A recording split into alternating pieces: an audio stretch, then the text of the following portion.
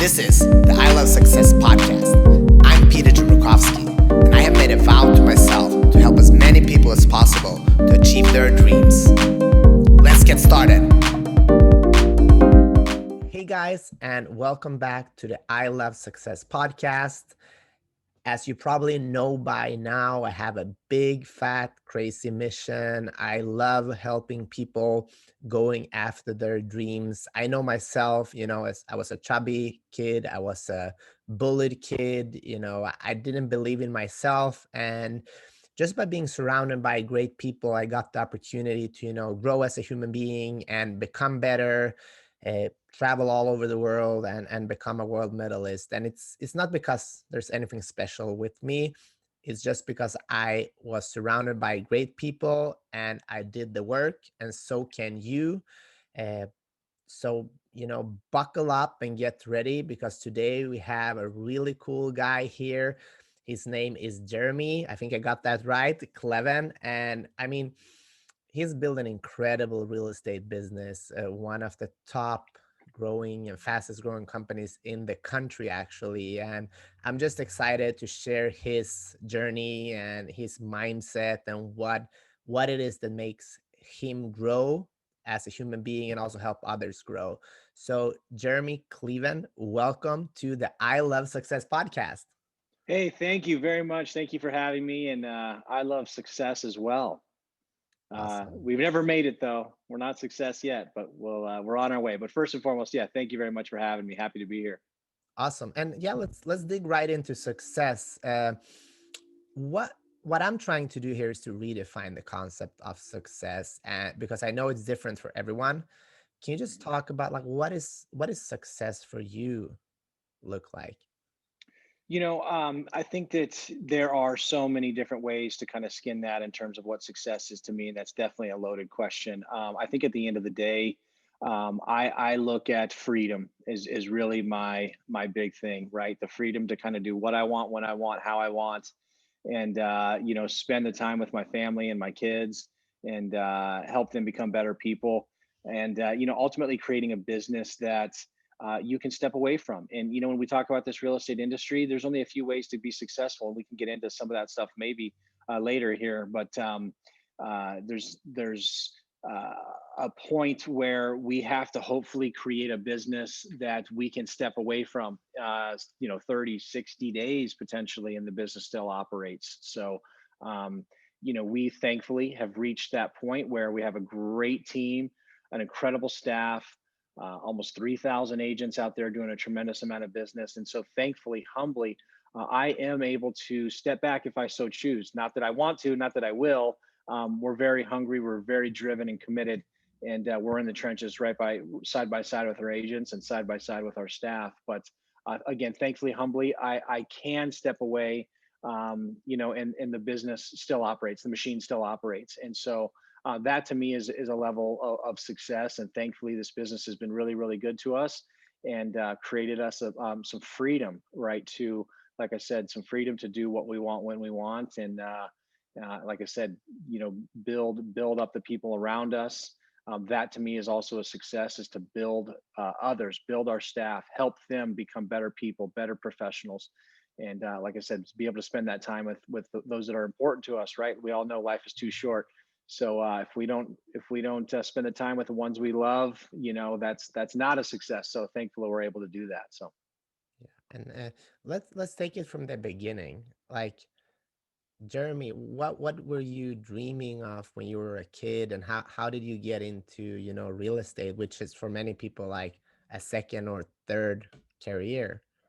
yeah, I mean, I'm very surprised to report to you that I'm not currently pitching in the major leagues. Which might come as a surprise to some, but no, I didn't necessarily dream of being in real estate, and I didn't grow up saying, I want to be a realtor or an agent, or I want to be a broker owner, or start a brokerage, or grow a brokerage. I jumped into this business when I was 21 years old for really didn't really have any other option. I wasn't doing so well at the school thing, the college thing. So I grabbed my business, who's my current business partner, and my best friend, my right hand, Mark, And when I was 21 years old, and I said, "Hey, man, what do you think about going to get our real estate license?" Next thing we knew, we're jumping in the business. We're going 100 miles an hour, holding open houses, picking up clients, and we just started working it. And I needed at the time, not that we all don't now, but I needed really to make some income and to make some money. So I just there's one thing I always knew, and there's one thing that we still do to this day, and I believe it continues to set us apart, and that is work hard. We absolutely are extremely committed. We work hard. We have, I think, tremendous work ethic and sacrifice. And so we dove both feet into this business at 21 years old. We ended up starting the brokerage at 25, about age 25. But we didn't really start on this path until about 2012, where we decided, for many years we were just basically a real estate team in the form of a brokerage, or a brokerage in the form of a real estate team, depending on how you want to look at it. But it was 2012 where we decided to rebirth ourselves and started on this path that we're on currently, and that is to surround ourselves with top producing agents and teams and quality individuals that want to take care of the community and do good business. So like I said, I didn't have a dream to necessarily get into the real estate industry. I saw this as a vehicle to get, like you just said, to get that level of success and income and grow. And like I said, we started in 2012. That first year, we brought on 37 agents. That first year. Again, thankfully, humbly, right now we're bringing on over 100 agents a month, or are choosing my home group as their home. We did 11 million in total sales in 2012. It was just us and our team. We did 600 million just last month alone. We're on track, depending on how things shake up, on track to do north of 6 billion, potentially might approach 7 billion this year. So it's been a wild ride, and we've just been working hard all along. Yeah, and I want to dig deeper into working hard, because what does that look like? Because there's a lot of, everybody is talking about work hard, hustle, but what does it really look like? If we, let's go back to what working hard looked like for you when you started out the first couple of years. How was the day uh, of working hard? What did that look like? Yeah, you're right. We do hear a lot of people out there, got to grind, you got to work hard, 10x, all these things. And I do agree with those things, but you could be sprinting 100 miles an hour trying to, running east, trying to catch a sunset, and you're never going to get it, right? What it looked like for us at the beginning was a lot of failure, taking a lot of swings, back to my baseball references, taking a lot of swings and misses, and doing, like I said, we were failing our way forward. We were doing a lot of things that were good, and we were doing a lot of things that just were not good. So, um, you know, looking back, you know, we never we never had necessarily this awakening or this moment, or we didn't go to a coach or a mentor or a speaking, engagement. We heard someone say that you must be crystal clear on your vision and what you want to do, and have clarity around that, and then commit to it and figure out how you're going to get there along the way. But that's what happened. I looked at, me and my business partner, like I said, we sat down and we said, hey, look, this is exactly what we want to do. We did have a crystal clear vision of exactly what we wanted to do, and but we just didn't know how we were going to get there. And again, we failed a lot along the way. And we've been learning. We've been consummate students, trying to learn every single day, trying to get better and trying to do the best that we possibly can. And now we're to a point now where we've made the mistakes. We try to help those around us not make those mistakes, not do the things that we did wrong. So, for us, I've always been a big fan of the line: commit first, figure the rest out later. But at some point, you got to figure the rest out later, right? So, but so that's kind of sometimes a little bit the space that we're in right now, is this, trying to figure some things out and trying to build some technologies and some other things along the way. But I think that I love the line wildly committed. We are absolutely wildly committed, and it's I've always looked at the kind of the personal life and the business, as people want to talk this work-life balance, and I just don't personally believe that it exists, right? It's like multitasking. You can't give 100% of your focus to two different things. So I've always looked at it as a line going up and down, right? And your business is on one side, and your personal life and your relationships are on the other side. And when you're grinding real hard in business, when you're pulling it real hard, right, the line moves. You're grinding hard in business, and your personal life and your relationships might suffer, right? What we've always tried to do is shut it down the other way to the best of our ability. And I know not everybody has that freedom to do that. But ultimately, the goal is to get to the point where we have the staff and the resources and the help and the outsourcing and all those things that we can do, or that we have that we can build. That when we go all in on the other side, we can shut it down, right? We can go all in with our relationships. We can go all in with our families. Sometimes a business might struggle a little bit, especially if we don't have the people in place, but we can go all in with our families, all in with our kids, and whatever else that may be. So, again, I don't know that work. I also have a podcast, and I ask people this all the time: is, do you think you were born with this work ethic, or do you think that you found it? And so for us, I don't know that you can find it or create it.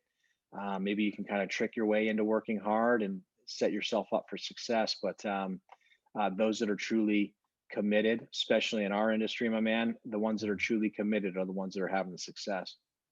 Yeah, and I want to talk more about that because I think finding a balance, and it is super hard, and it might not even exist, but we're looking at our why as human beings. A lot of times we're doing things for our family, and then we get to that point where we want to be, and we look back and no one is there sharing for us anymore.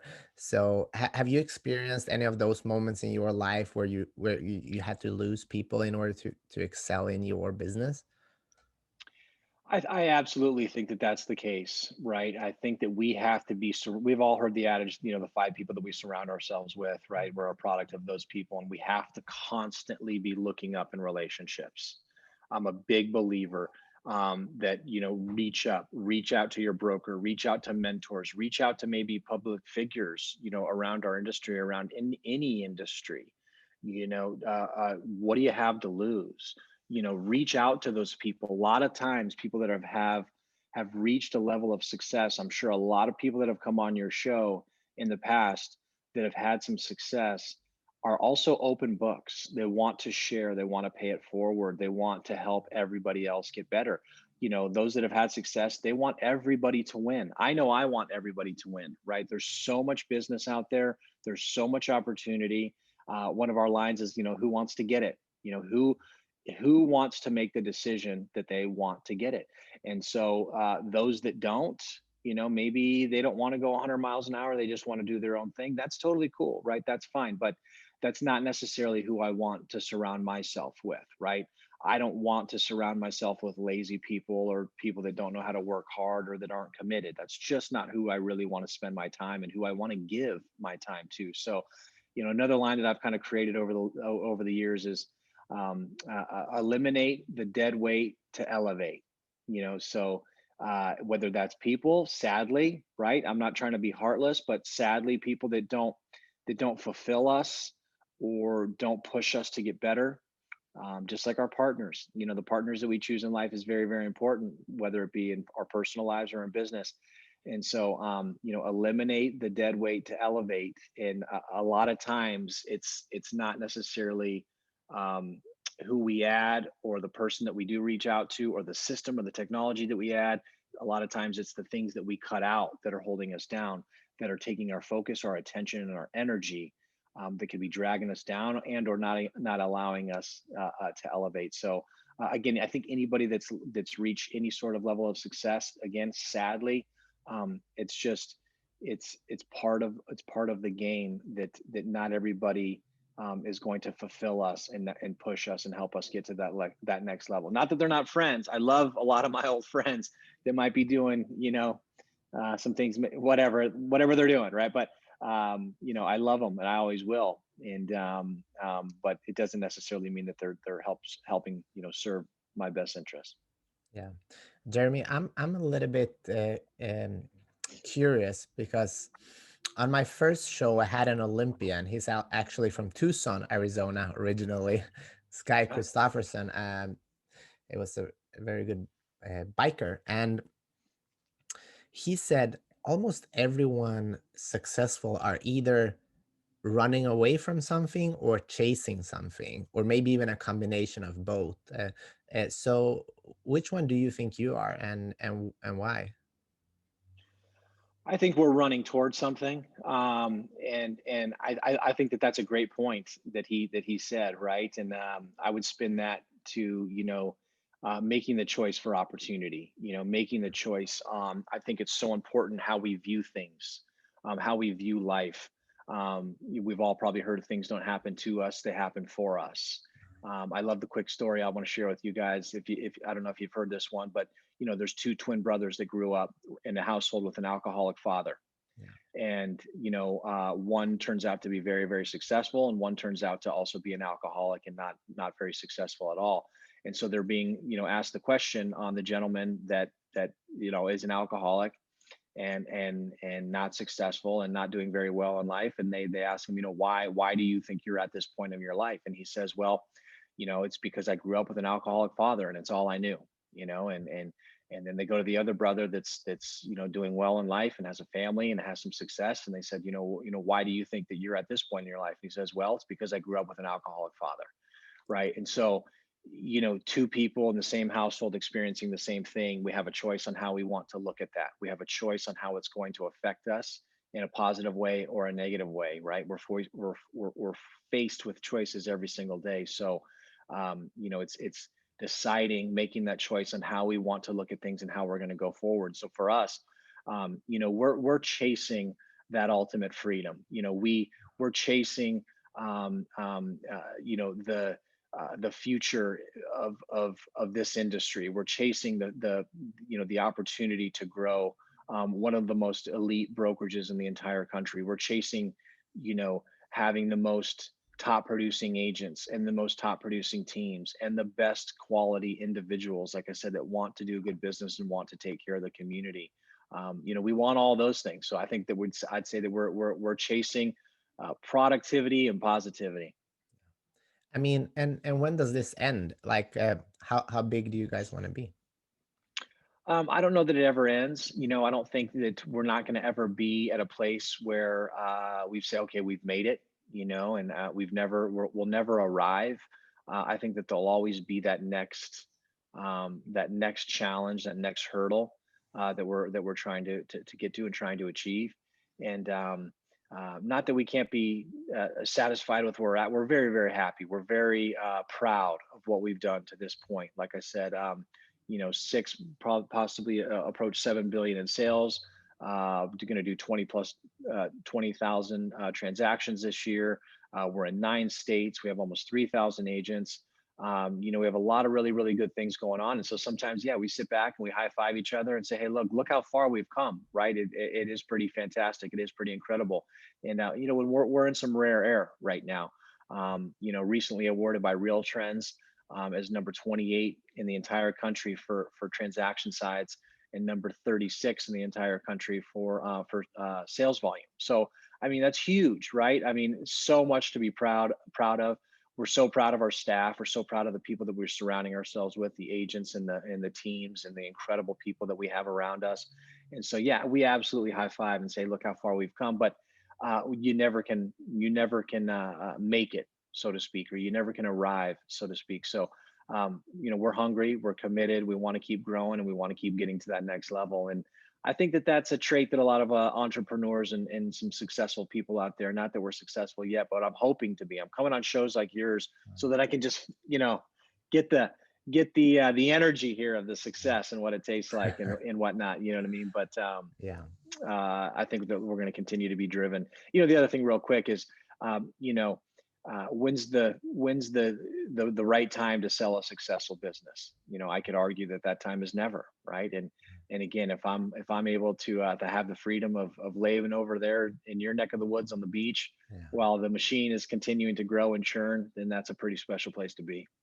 Yeah. I mean, kudos to you guys for what you have done. And I mean, I became a world medalist, and I can only imagine it's that it's pretty similar work to create and do something like you have done, and it takes a lot of work, and there's a lot of sacrifice, and there's a lot of growth too. And I think that the level of success you have in life is correlated to the level of growth you and your teammates have. Can you just share, like, how have you grown as a human being by doing by creating a big business? I think, you know, we our income is a direct correlation of our value. And I when I first got into this business in 2001, even when I started the brokerage in 2005, even into, you know, this decade, you know, for the last 10 years or so, um, I we were kind of just, you know, floating along, so to speak, and we weren't really doing things with intention, and that includes ourself, that includes our own self development, that includes our own growth.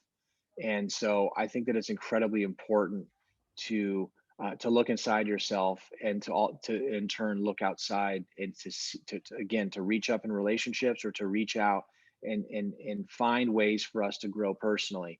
And you know, I'm a positive meme guy. You know, the memes that we see across Facebook that are, you know, unfortunately right now there's probably too many memes that are negative, right? That we probably don't want to be putting our eyeballs on. But I'm one for the positive ones. I get inspired by those types of things, right? And some people like wanted to say, oh, you know, that's whatever, right? But for me, um, I pull from those things. It charges me up, right? And it gets me fired up. And um, I think that as an individual that wants to grow, that wants to be successful, I think that we have to look for an edge. And I don't know if you've seen you know, back to my sports references, here I go, but I don't know if you saw The Last Dance with Michael Jordan. Did you ever watch that? No, I started, but I have a couple of episodes left. Okay, I thought that was so awesome and so very well done. But where I'm going with this is Michael's ability to allow himself to get fired up and upset over anything, right? A player gets, you know, player of the game before, or the announcers are talking about how somebody might have a chance at guarding him well, or might be able to score against him, right? Or anything, any little thing that guy would pull from to get him fired up, to give him an edge. And that's what memes do for me, right? That's what these little one liners of inspiration, you know, do for me. They get me fired up, they get me into this competitive mindset. It's time to go to work, right? It's game time. And so yeah, again, it's I think that working on ourselves, I know I've grown tremendously in the last, you know, several years. I know my partner has. I know the entire organization, a lot of people with us, you know, have, and we focus on our people for them to grow as well. And it's not all in business. We've been doing a lot of, you know, we focus a lot amongst our brokerage, amongst the organization, and the education piece, right? Shortening the learning curve for agents, helping them grow, helping our teams grow. And one of the things that we've been putting a lot of focus on lately, and I think is current with right now what's going on in the world, is what we're calling the personal side of business, right? We do so much on business, lead generation, CRMs, like constantly, right? But sometimes we forget about this personal side of business. And again, everything that's going on in the world right now, people are struggling. People need some inspiration. They need some positivity. So we're putting some focus into, like I said, this personal side of business. But it's a very long-winded answer to your question, so I apologize. But I think it, No, you know, yeah. In conclusion, focusing on ourselves and our growth and our development is vital. And hopefully, people during quarantine or whatever else, you know, were able to focus on themselves. And if they had to take a step back in their business, we're able to grow as an individual.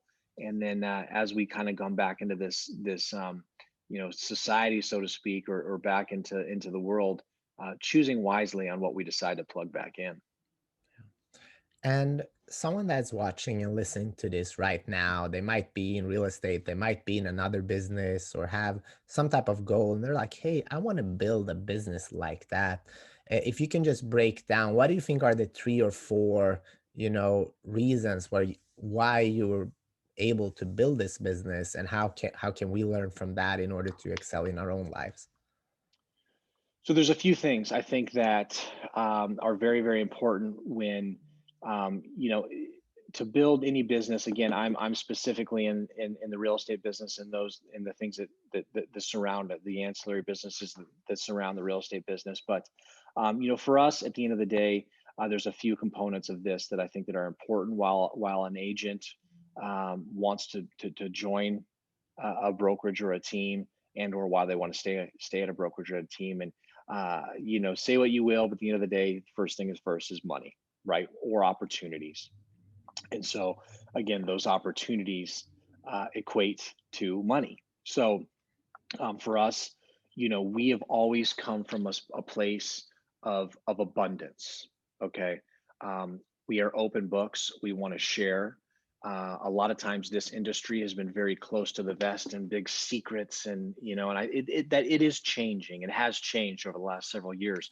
But when we first got in the business, it was like, hey, don't look at me, right? Like, this is what I'm doing. These big secrets, right? Nobody wanted to share. Nobody wanted to help or pay it forward. And so in 2012, when we reinvented ourselves and looked to grow the brokerage, that's how long we've been. So 8+ years where we've been leading with abundance. We've been leading as an open book and leading with value.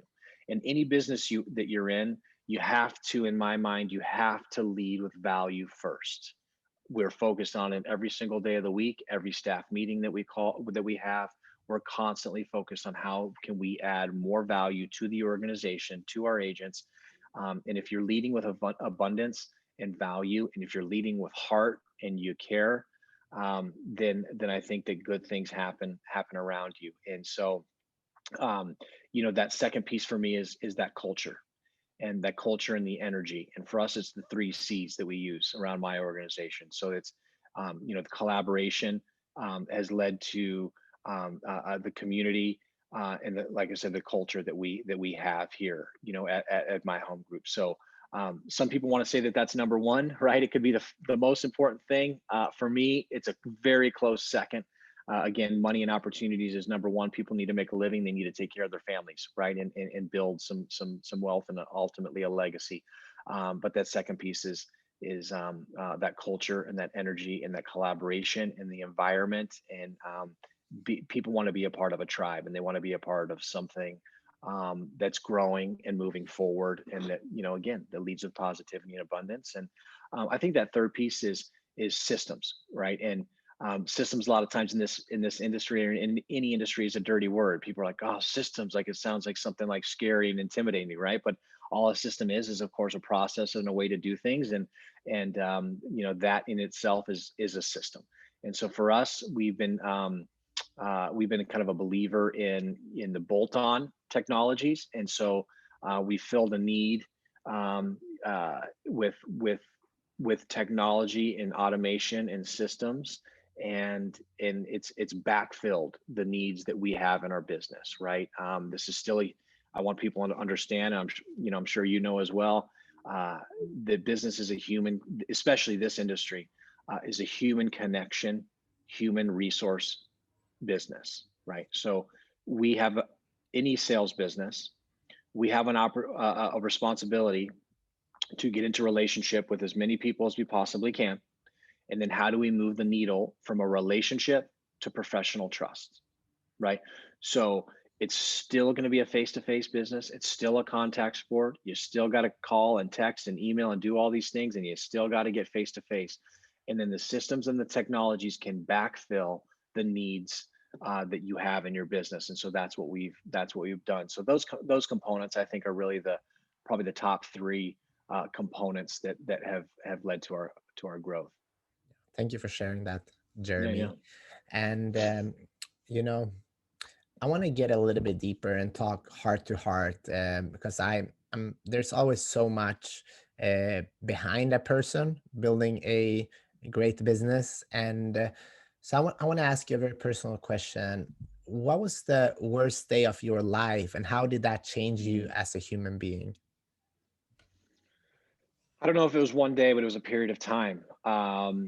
In 2008, we had a brokerage, a real estate brokerage, of course.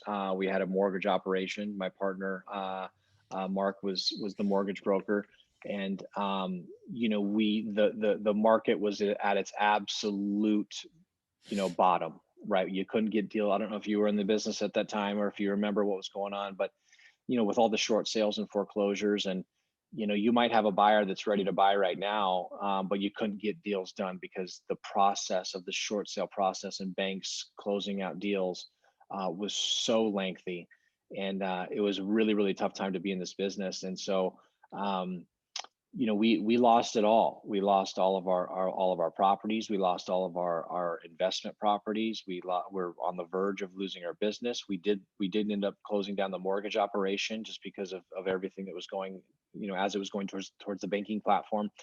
But long story short, we were at the absolute worst case scenario, and we pull into the garage and have to hit the door, opener or closer, close the garage behind us because the repo man was chasing us, trying to take our cars, and we were making our payments on the 59th day of the, so that we wouldn't go into full delinquency. And like, it was just a really really bad time, eating bean burritos from Taco Bell, and the whole deal that people experience. And that always sticks in the back of my head because I just know that there's no chance that I'll ever be back in that position. And we've been through so much, and it's made us so resilient. I think losing everything that you have. We had some success in our early 20s in the run up of this market, in the real estate market across the country. We were naive to what was going on, and we hadn't been through a downturn, and we just thought, oh, this is amazing, this will never end, things are incredible. And then it came to a screeching halt, and like I said, we lost it all. And somehow, some way, I don't even know how, but we got through it, right? And thankfully, humbly, we got through it. But it's helped shape the men that we are today. And it rings back, and it rings true in the back of our head, or it rings in the back of our head that we won't allow ourselves to be there again. Again, we're resilient, we're smart, we've been through it. Thankfully, we went through that downturn in our late 20s, early 30s. Whereas if we were in our 40s, 50s, 60s, I mean, it could have crushed us, right? And as it did many other people around the country that have been struggling for a long, long time to rebuild. And so again, it's been a struggle for a lot out there to get back to where they are accustomed to. But again, we're thankful to have gone through that early along in our career, and now we're to a point where we're more resilient, we're more educated, we've seen this, we're preparing, because this, of course, it will come around at some point again. But we'll be prepared, right? And we're more, we just have a higher level of experience to be able to carry us forward. Yeah, and what do you think are the difference between people that, learn from mistakes and carrying themselves, stronger and find a way to, survive and move forward, and the ones that actually, kind of wouldn't say give up, but go on another route, so to speak? Yeah, and that's what I was kind of referring to earlier a little bit, is that we're every single day we're faced with choices. And so when we were at the worst of the worst, when we were at the very bottom, we could have made the decision to fold it up, right? We could have just said, we've had enough. We're going to walk away. We can't do this anymore. Or we're going to make the decision to pick ourselves up. We're going to get better. We're going to get stronger, and we're going to be successful. We're going to build something. Again, we're faced every single day with choices. And so you can either choose not to do it, or you can choose to it, right? You can, I'm going to, I can tell my kids all the time, right? If you don't want to do it, you can find an excuse. If you want to do it, you'll find a way. And so, again, it's hard for people. It's definitely not easy. That's for sure. But every single day we're faced with choices, and we have to hopefully make the right choices to help us become better people, better individuals, and ultimately on that path to success. And do you think that happiness and success walks hand in hand? And what does happiness looks like for you? For us, it's you know, I think that that's a loaded question. That's tough. I think that so many people are so different, um, that I don't know that there's a perfect answer for that. I think a level of success, a level of financial freedom can, in and of itself, I don't believe can make people happy, but it creates the freedoms and the ability to take your family on vacation or buy that thing that you want to buy that ultimately can make people happy, right? So I think that a lot of times they're found together, but I don't know that they're necessarily dependent on each other. And I'm curious about goal settings. How do you work with goals? Because I'm very into goals. I even wrote a book Hmm. about goal settings, and the story you told about the twins before, it's actually in my Hmm. book. I love that Oh story wow, myself yeah, yeah. because it says so much about mindset. So, what's your process when it comes to, goals? So for us, goals need to be, we like commitments instead of necessarily, right. To me, goals are the long term, right? The long term play, um, which absolutely everybody should have goals. We are more of a fan of the commitments and the micro commitments, and so for us, they need to be specific, measurable, and trackable. So, a commitment can't be, I want to grow my brand, right? Like, okay, you might want to do that, but that's not specific, it's not measurable, and it's not trackable. So, maybe an example could be, I'm going to do, not that we're in production because we're not, but for an agent's perspective, okay, I want to do, 10 open houses in the next 30 days, right? It's specific, it's measurable, it's trackable. Either you did it or you didn't. And so, for us, it's always we try to shorten that time frame. Put the pressure. If you have a 30-day commitment or a 30-day goal, what are the three most productive days going to typically be, right? Those last 3 days, because it's coming to D-Day, right? Or it's almost time. And so, I'm going to use another sports reference. If you remember in the playoffs when Reggie Miller was playing against the Knicks in Madison Square Garden, and he scored, I think it was 8 points in the last 9 seconds, or maybe it was 9 points in the last 8 seconds, or something like that. Why was that? Right? Because the game was almost over. It's crunch time. There was pressure, right, to have to score. I mean, based on that pace, 9 points in 8 seconds or whatever it was. I mean, he would have scored 2,000 points in the game, right? Why didn't he score 2,000 points in the game? But creating those pressure points. Again, if you do a 30-day commitment or a 30-day goal, typically, generally speaking, towards the end of it is going to be the most productive. So we like to back it up, typically into 7-day, weekly commitments or weekly goals to create more pressure points. But again, for us, they have to be specific, measurable, and trackable. And you either did it or you didn't. I love that. And talking about pressure, I love what I was watching a documentary with Serena Williams, and I think she was a little bit tired at the point and said something along the line, "Oh, it's so much pressure."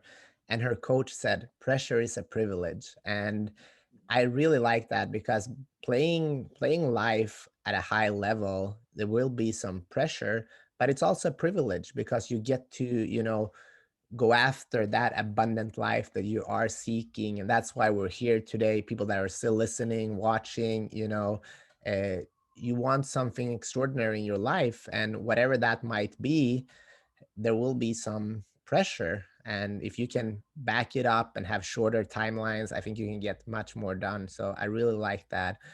Last question for you before I let you go.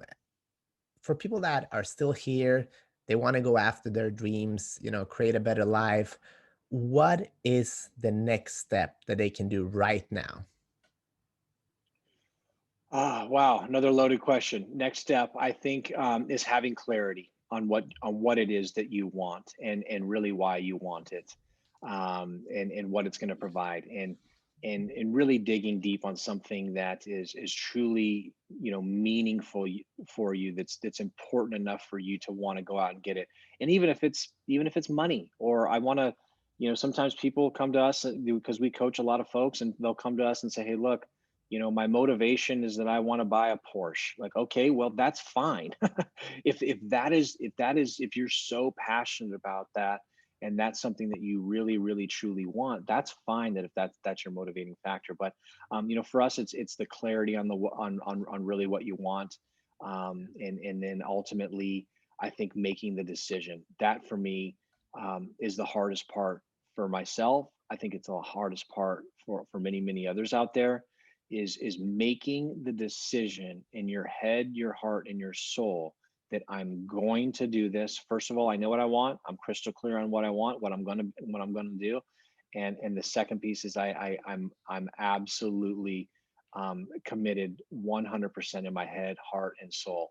And I've made that decision. And like I said, making the decision a lot of times is that hardest part. And a lot of times, like we talked about before, maybe it's something that people need to cut out of their lives, right? And a lot of times, to cut something out of their lives, to make that decision, that, okay, I'm done. Okay, that's the hardest part in your head, heart, and soul, to make that decision. So, that would be my take on that. I love that. Jereme Kleven, thank you so Yep. much for your Yeah. time. We appreciate you. If people want to connect with you, what's the best place? I'm on all social channels. Facebook, yep, Jereme Kleven, and then Instagram, same way, Jereme Kleven as well. I'm always open to an email. Love to help people. Love to pay it forward. Obviously, time is a challenge sometimes, but definitely would love to help anyone out there that I possibly can. So you can always email me as well, Jereme, which is Jereme at myhomegroup.com. Would love to help. Awesome. Thank you so much. And thank you everybody that Thank are you. still here. You're listening, you want to learn, you want to create a better life. We really appreciate you. This is something that we do for free to get you to take action. So the only thing I would just ask is, if you enjoy this conversation, hit us up. Let us know what you Yeah. think and share it with a friend. Give us some more energy so we can help more people, and we can just keep this positive conversation. Just as we spoke about before, there's a lot of negativity online, but we want to share more positivity, more things about abundance, about going after what you really want. We have more than 200 episodes right now. Go to Awesome. ilovesuccess.co. You can find them all there. I give away a couple of free chapters of my book as well. And, with that being said, our time is up. It's time to, go out and get it. So thank you guys, and talk to you soon.